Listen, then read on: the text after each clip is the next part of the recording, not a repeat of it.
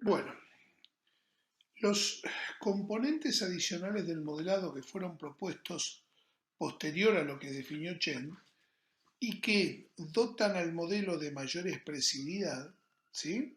Y dotan al modelo de mayor formalidad y además incorporan la posibilidad de manipular más información del problema, son los siguientes. Ahí lo tienen la transparencia. Atributos compuestos, jerarquías, subconjuntos e identificadores.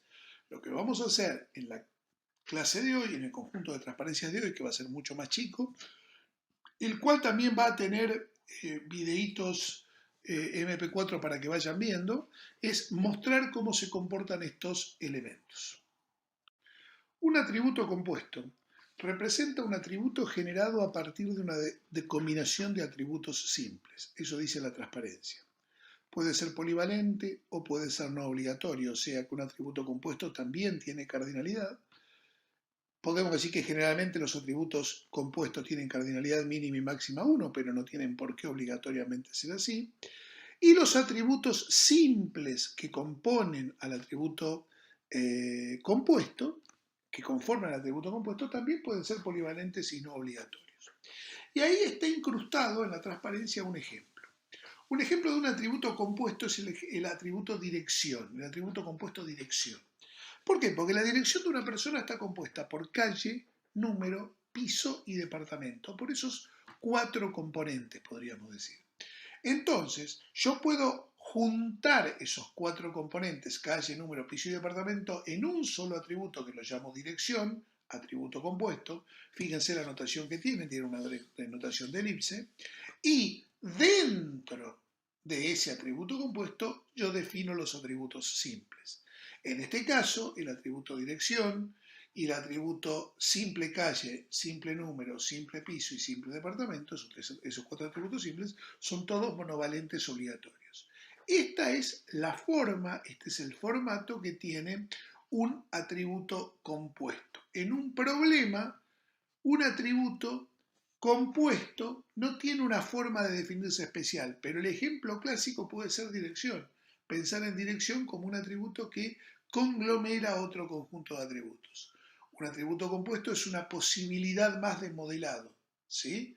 ¿Eso qué significa? Yo tengo como variante poder definir un atributo compuesto.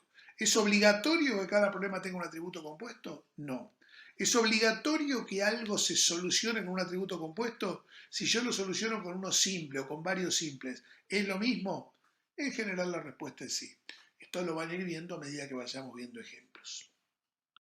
Quizá el concepto más complejo que tengamos para discutir ahora, no porque sea muy difícil, sino porque nos va a llevar un determinado tiempo, es discutir el concepto de identificador. Es un atributo o conjunto de atributos que permite reconocer una entidad de manera unívoca dentro del conjunto de entidades. Si ustedes leen esa definición, les debería parecer que esa definición es la de una clave unívoca o eventualmente una clave primaria, que lo habíamos definido en el semestre pasado. ¿Está mal decir que un identificador tiene definición muy parecida a una clave unívoca o una clave primaria? No, no, para nada. Cuando yo estoy modelando, cuando yo estoy generando el modelo entidad-relación, yo voy a tener que definir las claves unívocas, primarias, no las secundarias, en el modelo de datos no se definen las claves secundarias, pero sí voy a tener que definir las claves unívocas de mi problema. No hablemos de clave primaria todavía, hablemos de claves unívocas. Sabemos que la primaria va a ser una de esas unívocas. Es importante definirlo. ¿Y por qué no lo llamamos claves? ¿Por qué lo llamamos identificadores? Bueno, es una cuestión de denominación. Van a encontrar libros donde en vez de hablar de identificador, hablan de clave. Porque en definitiva es más o menos lo mismo. La diferencia sutil, pero diferencia al fin que yo quiero establecer en el modelo, está básicamente dada en la misma concepción que nosotros tenemos de claves. Para nosotros las claves pueden ser primarias, unívocas o secundarias. Dejemos de lado las secundarias que ahora no son parte del problema. En el modelo de datos las claves secundarias no van. Sí es importante para el modelo distinguir las claves unívocas. Ahora, nosotros sabemos que hay claves unívocas y sabemos que hay una clave primaria. Por ahora, nuestro problema consiste en solamente definir las claves unívocas. No importa cuál de esas claves unívocas va a ser la primaria que la vamos a elegir posteriormente. Esa elección de clave primaria no es parte del modelo entidad-relación, es parte del modelo físico que falta todavía bastante para llegar a ello. Es por ese motivo, para evitar usar la palabra clave y que nos confunda si es primaria o unívoca, que usamos la palabra identificador. La palabra identificador lo que dice es que reconoce todo atributo o conjuntos de atributos que sirven para reconocer un individuo dentro de un conjunto. O sea, la misma definición de clave que teníamos antes. Nosotros lo vamos a llamar identificadores. Esos identificadores pueden ser simples o compuestos, pueden ser internos o externos, ya ahí vamos a ver ejemplos en la transparencia que sigue. Y básicamente, lo que nosotros debemos hacer es reconocer en cada problema, para cada entidad, el o los identificadores que tenga. ¿Eso qué significa? Que una entidad puede tener un identificador o puede tener varios identificadores. Puede tener identificadores simples o compuestos o internos o externos, ya lo iremos desarrollando. ¿Por qué un segundo audio? Porque quiero dejar en claro, o lo más claro que se pueda, un concepto donde a veces diferentes profesores, diferentes miembros de la materia, opinamos distinto. En algún lado, si ustedes revisan las transparencias anteriores, decía que cada conjunto de entidades administra entidades y cada entidad de alguna manera debe reconocerse diferente a las otras. No hay dos entidades iguales. O sea que si yo debo reconocer una entidad de la otra, tengo que tener algún elemento de la entidad que me diferencie la entidad A de la entidad B. Si yo pensara en la entidad alumnos, el conjunto de entidades alumnos, cada alumno se diferencia de otro por el DNI o por el legajo. Y esos eran dos claves unívocas que yo tenía en el problema y que habíamos discutido en el primer semestre. Y eso es la pura verdad. ¿Eso qué significa? Que nos vamos a encontrar con muchas entidades que tienen definidas claves, que tienen definidos identificadores. Usemos la palabra correcta, tienen definidos identificadores. Ahora bien, puede ocurrir que alguna entidad del problema no tenga definido un identificador natural, que naturalmente no salga un identificador. ¿Sí? Cuando yo llegue a convertir esa entidad en un archivo, lo que vimos en el primer semestre, alguna clave primaria voy a tener que tener porque el archivo se va a guardar con hashing, ya lo habíamos discutido en el primer semestre. Y entonces, yo ahora estoy haciendo un modelo. El modelo no me define claramente un atributo que sea identificador, pero yo sé que lo voy a necesitar. ¿Qué hago? Bueno, mi postura, que difiere a la postura del profesor Thomas, mi postura es decir, si yo en el modelo entidad-relación no le encuentro un identificador natural, pues no le marco ninguno, no fuerzo a que exista uno, no invento uno, porque inventar uno yo, porque tengo el problema más adelante, es meterle a la solución algo que el cliente no me pidió. Entonces yo prefiero construir un modelo que tenga lo que el cliente quiere y que no tenga inventos, entre comillas, míos que voy a necesitar más adelante. Cuando más adelante los necesite, los pondré y ya veremos cómo. Y acá es donde diferimos un poco con el profesor Tomás en cómo opinamos al respecto. Él prefiere poner un atributo que inventamos nosotros para que todo el modelo cumpla que cada conjunto de entidades tiene un identificador, y yo prefiero no inventar nada y resolverlo de alguna forma después. ¿Sí? Pero en definitiva, las dos posturas son correctas. ¿Sí? Desde hace mucho tiempo, ¿cómo evitamos este problema en la práctica? Todos los enunciados que planteamos van a tener de alguna u otra forma definido algún atributo que es identificador. Vamos a grabar un audio para cada ejemplo de acá. El primer ejemplo, el de arriba, el que vamos a analizar, alumnos cursan materias. Estamos viendo cómo y cuáles son los identificadores que se marcan en el problema. Empecemos por materia, que es el más simple. De acuerdo al problema, todas las materias deben tener un nombre diferente. No puede haber dos materias que se llamen iguales. Si todos los nombres de las materias son diferentes, claramente el nombre de la materia resulta en un identificador para esa materia. ¿Sí? Como el atributo nombre resulta en un identificador, el puntito del atributo nombre está pintado de negro. ¿Sí? A diferencia de los otros puntitos que no están pintados de negro. Si me voy del lado de alumno, lo habíamos discutido en el primer semestre, no vamos a discutirlo de nuevo. DNI y número de alumnos eran claves. Bueno, en este caso son identificadores. El DNI es identificador, el número de alumnos es identificador. Cada puntito está pintado por separado, cada uno de esos puntitos son identificadores. Recuerden lo que les había dicho antes.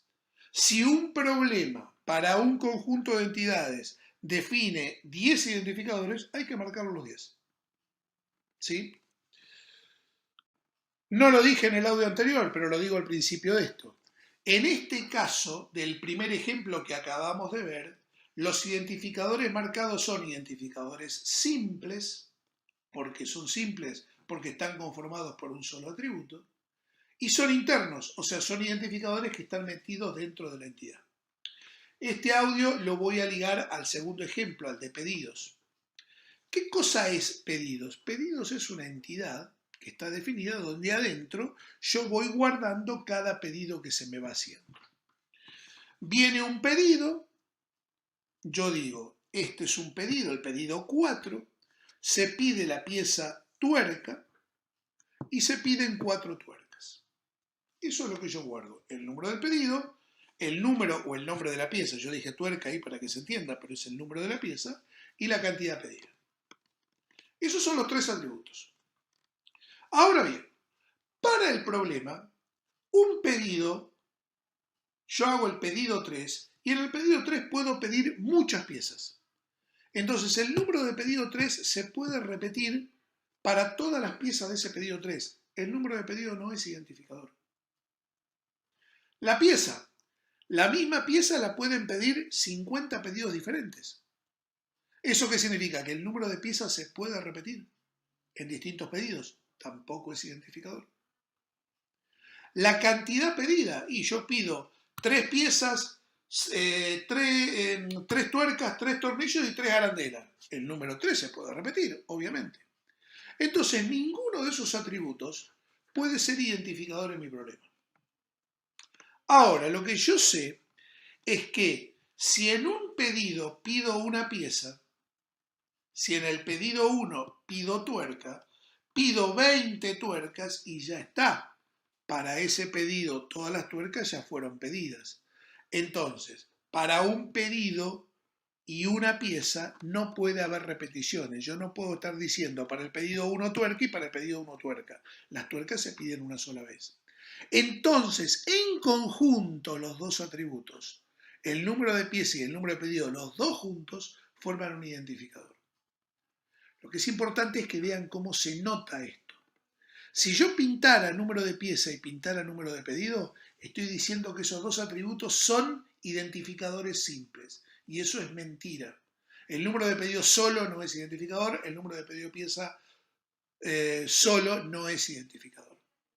Y entonces, los dos juntos son identificador. Entonces, pongo un puntito en la línea, en las dos líneas, y esa simbología que sale, que indica que estos dos atributos juntos,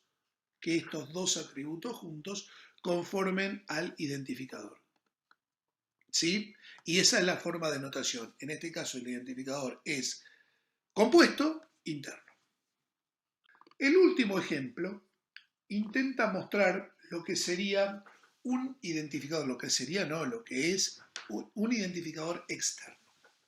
Vamos a analizarlo lentamente porque no es muy difícil el problema.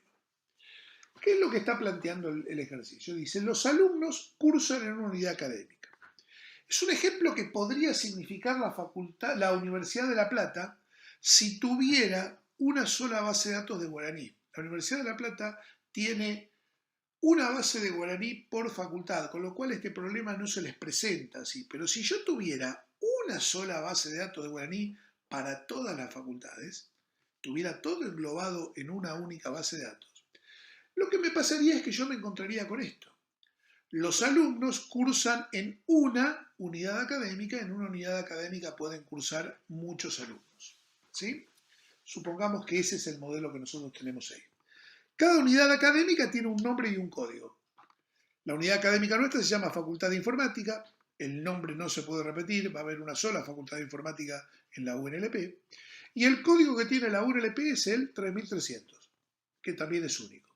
¿Eso qué significa? Que cada unidad académica tiene un identificador que es el nombre y otro identificador que es el código, los dos identificadores simples. Ningún problema con esto, ninguna historia con esto, ninguna cosa rara con esto. Los alumnos tienen nombre y apellido, fíjense que ahí el atributo está puesto junto, podía estar ha estado puesto por separado, es lo de menos. Tienen DNI, número de alumno y teléfonos, entre otros atributos. El DNI es identificador, no va a cambiar en nada, ¿sí? El DNI no va a cambiar en nada. Pero ¿qué pasa con el número de alumno? En el problema de arriba sí era identificador, pero acá pensemos un cachito. El número de alumno que cada uno de ustedes tiene, seguro lo van a encontrar en la Facultad de Ingeniería, en la Facultad de Odontología, en la Facultad de Medicina, en la Facultad de Abogacía. ¿Por qué? Porque cada facultad empezó a numerar sus alumnos desde uno. Entonces, el mismo número de alumnos en distintas unidades académicas se repite. Si el mismo número de alumnos en distintas unidades académicas se repite, claramente no es identificador. Ahora, dentro de una misma unidad académica no se repite. Entonces, si yo el número de alumnos lo concateno, lo junto con algún identificador de la unidad académica, si yo digo el número de alumnos más la unidad académica, eso sí es identificador en alumno. Lo que necesita el número de alumnos como atributo de alumnos para ser identificador es contar además con el identificador de unidad académica. ¿Sí? Ahora, ¿cuál identificador de unidad académica? ¿El nombre o el código? La respuesta es, me da exactamente lo mismo, uno de los dos. El nombre de la unidad académica más el número de alumno o el código de la unidad académica más el número de alumno forman el identificador y se acabó, como decía algún afamado o afanado político de Argentina. ¿Sí? Los dos juntos, número de alumnos más nombre o código, forman un identificador. ¿Cuál de los dos? No importa. Por eso yo saco el puntito de la línea que va a cursa desde unidad académica. Lo que quiero decir con eso, lo que quiero simbolizar es, tomo uno de los dos identificadores, no me importa cuál, cualquiera, luego veré cuál, lo junto con el número de alumnos, fíjense que tiene el puntito más adentro pintado, y esos dos forman un identificador en alumnos. Y ese identificador es un identificador externo. Les propongo como tarea para el hogar, que a partir de la definición de los identificadores que acabamos de hacer, agarren cada uno de los ejemplos que yo les di en las transparencias anteriores, en las transparencias de la clase pasada. Esos ejemplos nosotros les levantamos el archivo CRS, el archivo de Kaiser, se lo levantamos también para que ustedes lo tengan. Entonces lo que les pido es que, de acuerdo a su leal saber y entender a lo que ustedes interpreten, intenten marcar los identificadores en ese problema. Hagan ese trabajito, tómense ese trabajo y en alguna de las consultas de teoría lo preguntan y lo analizamos. Yo a partir de ahora voy a plantear algunos problemas más, algunos problemas adicionales y ya lo voy a ir resolviendo con identificador. Pero lo que les pido es que ustedes se tomen ese trabajo y después lo vayamos discutiendo. Fíjense que ahora cuando definimos un atributo en Kaiser, se empieza a entender ese concepto de identificador que yo no le había dado bola en el modelo. Hacer clic en ese identificador significa que nosotros empezamos a definir ese concepto dentro del modelo. El siguiente elemento que tenemos para generar un modelo conceptual lo representan las jerarquías. Una jerarquía, en definitiva, lo que está haciendo es aplicar el concepto de clase y subclase y el concepto de herencia que ustedes ya vieron en orientación a objetos. ¿Qué es lo que dice la transparencia? Se permite extraer propiedades comunes de varias entidades o eventualmente de relaciones, no es tan común, pero también puede ocurrir con relaciones, y generar una superentidad que las contenga. Miren el ejemplo que está puesto ahí al costado. Los docentes y los alumnos tienen atributos en común, el nombre, el DNI y los teléfonos. Entonces, en lugar de generar esos atributos en cada una de las dos entidades, docentes y alumnos, esos atributos comunes se sacan y se ponen sobre una nueva superentidad, sobre una nueva entidad padre, y las otras dos entidades, docentes y alumnos, pasan a ser hijos, aplicando el concepto de hijos con el concepto de herencia, o sea que los docentes y los alumnos son hijos de personas, son personas y heredan los atributos. ¿Qué ventaja tiene utilizar una jerarquía para ser modelado? ¿Por qué vamos a usar una jerarquía? Porque nos permite expresar el problema de una forma más clara, porque permite expresar el problema de una forma más natural, porque al extraer los atributos comunes que tienen las personas, en el ejemplo este, de los docentes y los alumnos, nos permite generar una superentidad y no repetir los atributos abajo. Eventualmente, si docentes hubiera tenido relaciones con otras entidades y alumnos también, ¿sí? Los docentes tienen obras sociales y los alumnos también tienen obras sociales, por poner un ejemplo. En ese caso, en vez de tener dos relaciones, al quitar los atributos comunes y ponerlos en una superentidad, esas dos relaciones se convierten en una sola. Las personas tienen obras sociales. Entonces, va a ocurrir muy a menudo que ante un determinado problema uno se dé cuenta que tiene un conjunto, tiene una serie de entidades, de conjunto de entidades, con rasgos en común. En ese caso uno podría pensar en generar una jerarquía, donde esos rasgos comunes se ponen por encima, son heredados por las estructuras que quedan abajo, y esa herencia sí dice que el docente tiene nombre, DNI y teléfono, pero además tiene sus atributos propios. Es un nuevo elemento que a mí me permite modelar. La segunda parte de la transparencia, lo que está hablando es del concepto de cobertura. Toda jerarquía tiene coberturas. Toda jerarquía tiene coberturas. ¿Qué significa esto? La forma en que interactúan el padre y los hijos establecen la cobertura que tiene esa jerarquía. Esa cobertura puede ser total o parcial, puede ser superpuesta o exclusiva. Y hay mucho para hablar y para ejemplificar de esto, pero hagámoslo bien simple al principio. Una cobertura total es cuando todos los elementos del padre, cuando todas las personas están contenidas en los dos subconjuntos de abajo. Si en mi problema toda persona es docente o es alumno, entonces la cobertura es total. Ahora, si en mi problema, en mi modelo, personas podría tener elementos que no son docentes o alumnos, eso significa que la cobertura es parcial. ¿Por qué? Porque los hijos no cubren totalmente al padre. La cobertura total o parcial va a depender del problema. En este ejemplo que está puesto acá, habla de que personas con docentes y alumnos sí es total. Alguno me podrá decir, ¿y qué pasa con los no docentes, con los administrativos? ¿Dónde están ahí? La respuesta la da el problema. Yo podría contestar, para este modelo que ustedes están viendo como ejemplo, los no docentes no existen, no son parte del problema. Entonces, por eso la cobertura es total. Solamente vamos a tener como personas docentes y alumnos.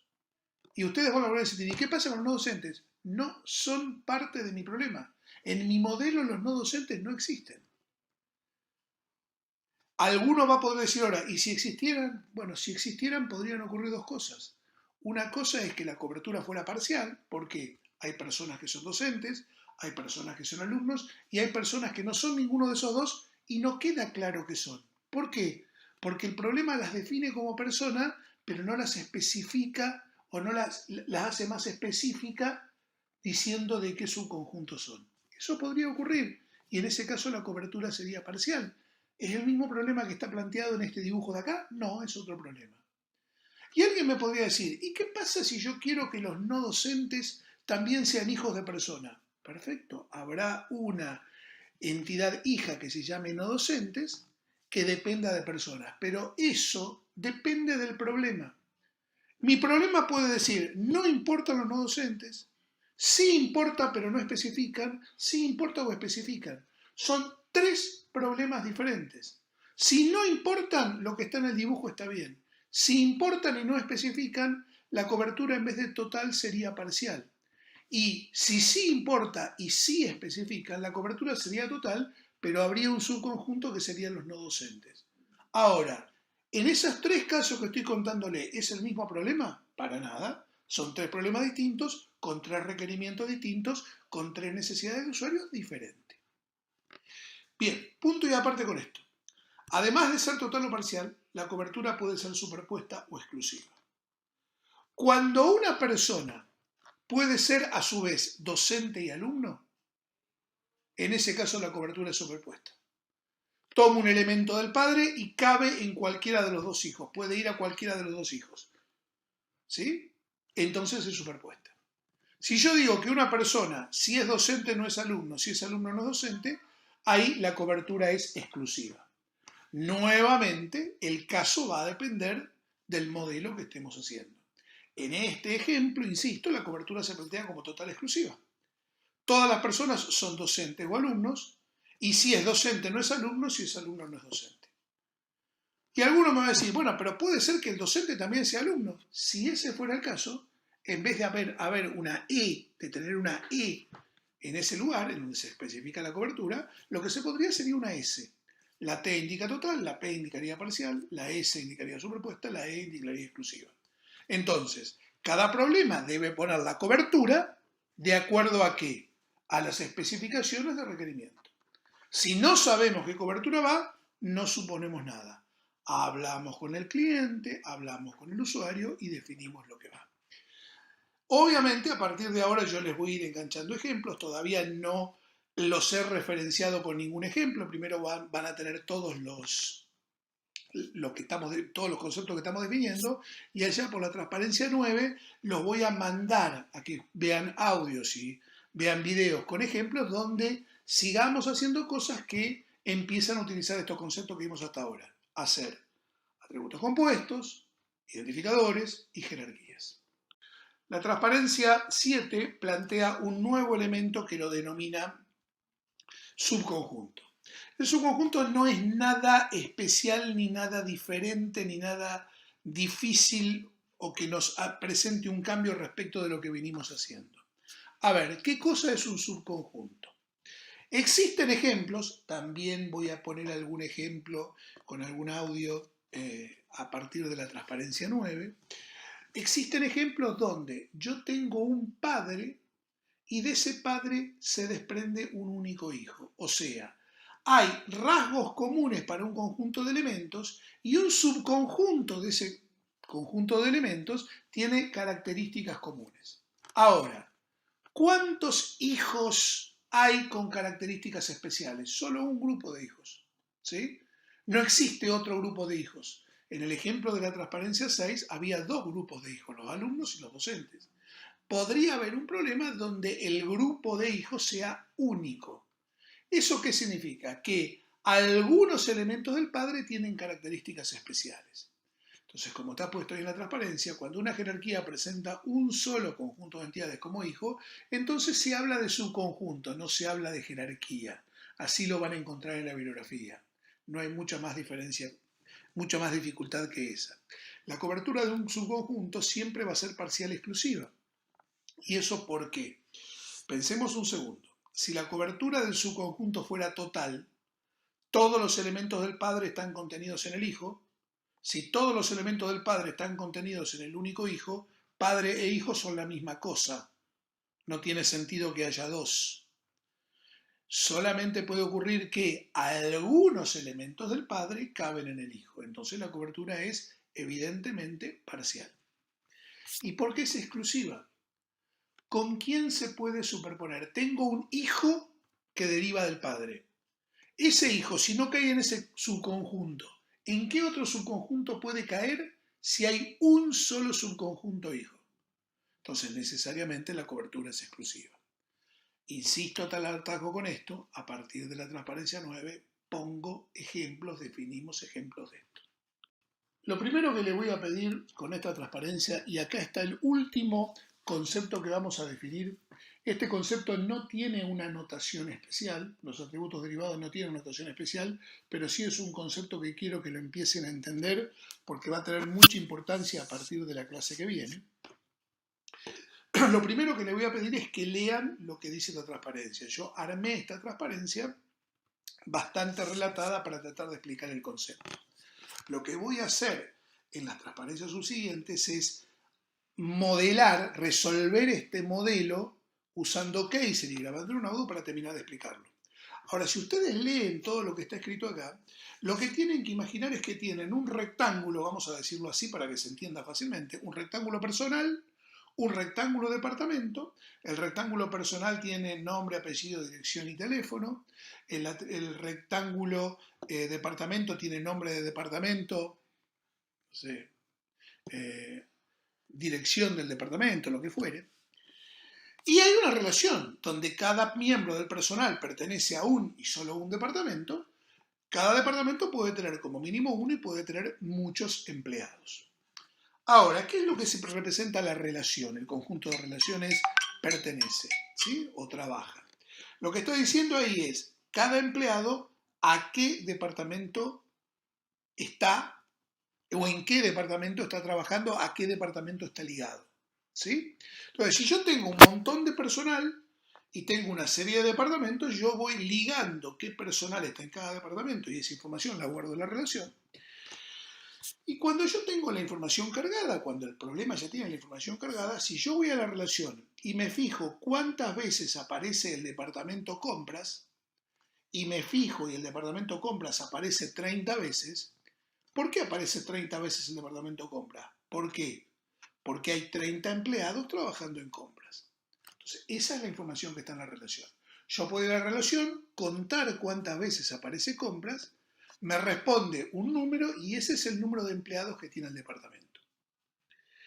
Ahora bien, yo podría crear un atributo derivado, que insisto, es un atributo común y corriente que no tiene una notación especial. La notación de un atributo derivado es similar a un atributo simple. ¿Y qué va a ser ese atributo derivado? Ese atributo derivado va a decir cantidad de empleados. Ahora, ¿por qué se llama derivado? Porque si yo ese atributo no lo tengo y yo cuento en la relación lo que acabo de explicar, tengo el mismo resultado.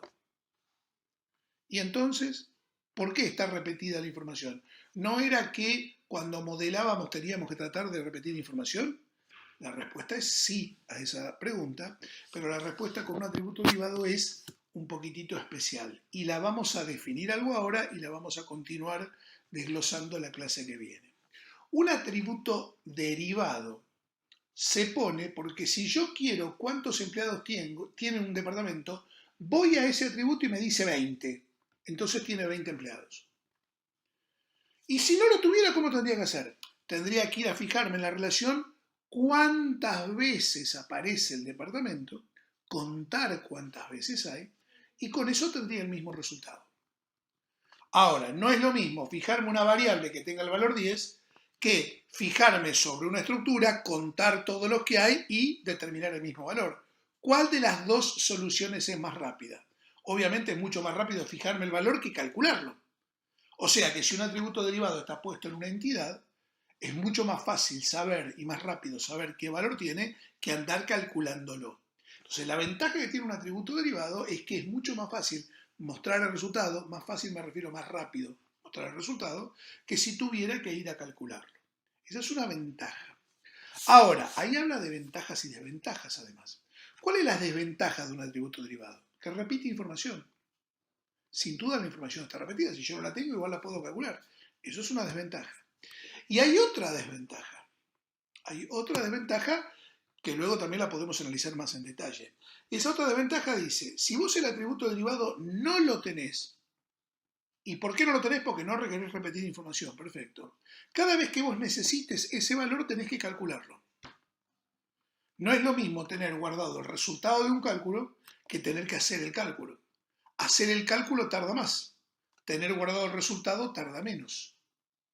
¿Se entiende la diferencia? Entonces, ¿qué ventaja tiene que un atributo derivado esté? Es que es más rápido tener el valor, no hay que calcularlo. Ahora, la desventaja que alguien me podrá decir es, che, pero escúchame, lo tenés guardado, ocupás más espacio y tenés valor repetido, exacto. La pregunta del millón acá con un atributo derivado, que esa pregunta nos la vamos a hacer en la clase 3, es cuando nos enfrentamos con un atributo derivado, ¿qué conviene hacer? Yo les diría que como solución, y fíjense cómo lo estoy diciendo, les diría, tampoco estoy diciendo, les digo o es obligatorio hacerlo así, es una herramienta más de modelado. Cuando uno necesita o cree que necesita un atributo derivado, en el modelo conceptual siempre conviene ponerlo. El modelo conceptual representa un problema, representa ideas del problema, ¿sí? Es la maqueta de la casa. Cuando esa maqueta de la casa se transforme en mi casa, llegue a ser mi casa, ahí empezaremos a ver cuál solución es mejor o cómo o qué podemos hacer. Entonces, ahí vamos a sopesar un atributo derivado de ¿conviene que esté o no conviene que esté? ¿Es más rápido tenerlo o es más lento tenerlo?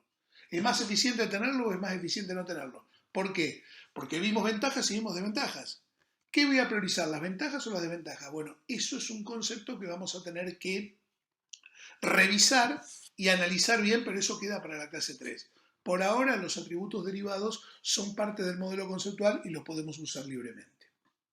Lo único que contiene es una sugerencia. Los ejemplos 6, 7, 8 y el ejemplo integrador de la transparencia 11 van a ser resueltos o los van a tener en un archivo aparte, en un archivo hecho con Kaiser, donde lo vamos a ir discutiendo. Lo que les pido encarecidamente es que entiendan los enunciados del problema antes de meterse en la solución. Piensen que el audio que vamos a darles con las soluciones, el video que vamos a darles con las soluciones, presupone que ustedes leyeron una y mil veces el ejemplo y ya más o menos lo tienen en claro. No voy a hacerles perder tiempo escuchándome a mí leyendo el enunciado. Yo me voy a limitar a resolver el problema suponiendo que ustedes lo leyeron. Obviamente algún comentario siempre se van a hacer para tratar de encasillar algunos conceptos, pero les insisto, no vamos a leer en los ejemplos cada uno de los enunciados, eso queda para ustedes.